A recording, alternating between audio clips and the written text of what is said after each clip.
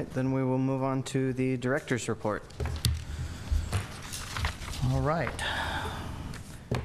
Well, first of all, congratulations to our new officers, Chair Moss and Vice Chair Tan. Let me tell you about what the City Council has done in the last month. They had 2 meetings on July 1st and July 15th. On July 1st, they took up the issue of the PRC, the general plan amendment and the rezoning for the PRC parking lot that you may recall you took up at your last meeting. The council passed the general plan amendment resolution, and they introduced the first reading of the rezoning ordinance on July 1st, and this was on a 3-to-1 vote with Mayor Asher voting no and Councilmember West recused.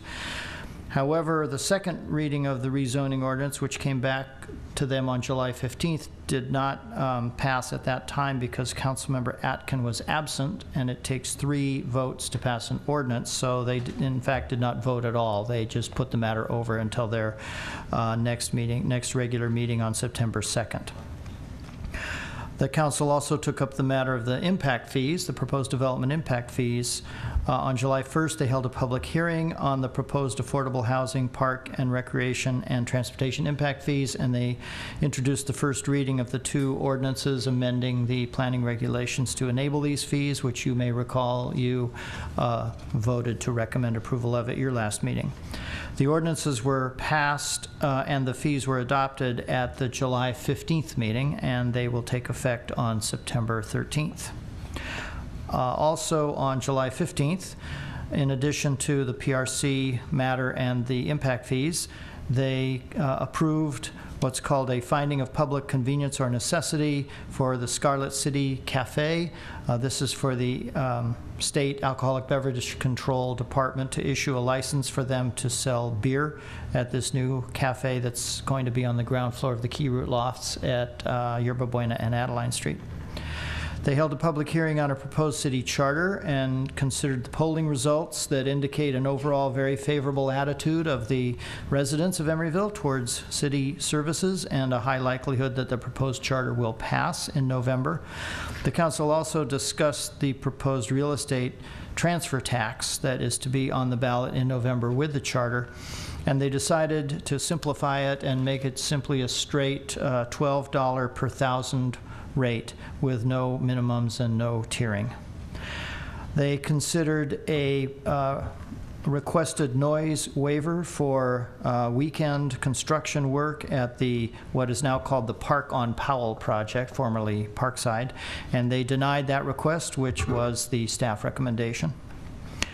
They approved the draft housing element for submission to the State Department of Housing and Community Development for a compliance review. There was a proposal during the council deliberation to consider a rent stabilization board as part of the housing element, and rather than put that in the draft housing element at this time, they referred it to the housing committee for consideration. They considered a couple of matters under the Transportation Committee report.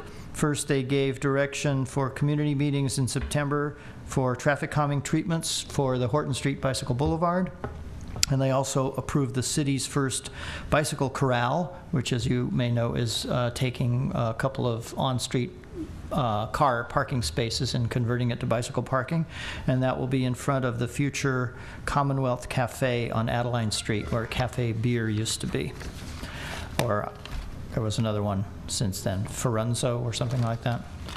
Anyway, you know where it is, on Adeline between Yerba Buena and 40th. So that's it for the council actions. In other news, a couple of other items. As you may have heard, concerning the 6701 Shellman Street project, Avalon Bay's proposal for 211-unit residential project that you've had a couple of study sessions on at the Nady site has been withdrawn. They are no longer in contract to buy that property, and thus we have terminated the public review period that had been ongoing for the initial study and mitigated negative declaration. Mr. Nady has indicated that he would now like to go forward with the project as the applicant. This will require a new application from him, which we have not yet received. If and when a new application is received, we will determine at that time how to deal with the CEQA process going forward. The soonest that this project is likely to be back before the commission would be at your December meeting at the earliest. So stay tuned on that one. And finally, in some good news, or I think it's good news, depending on how you look at it, all items that had previously been scheduled for your August 28th meeting have now been continued to future meetings, leaving nothing for the August agenda. Therefore, unless you have an objection, we would plan to cancel the August meeting so that the Planning Commission, like the City Council, can take an August recess. And if that meeting is canceled, your next meeting would be October 2nd, which, as you may recall, is actually your regular September meeting, but it was moved back 1 week to avoid a conflict with Rosh Hashanah. So there would be 2 meetings in October, one on the 2nd and one on the 30th. So your next meeting after tonight would be October 2nd.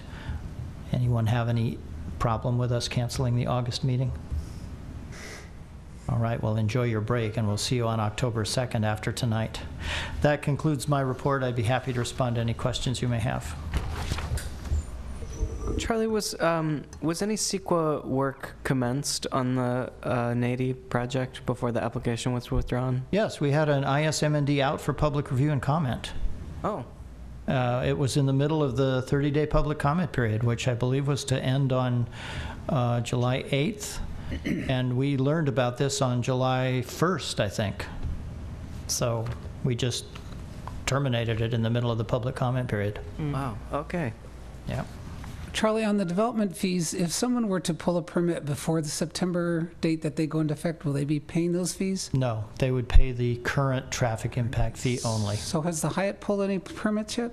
No, they haven't even submitted an application. Jeez. Okay. It's unlikely they will pull a permit Yeah, before I doubt it. September 15th. Okay. All right, well then if there are no other questions, we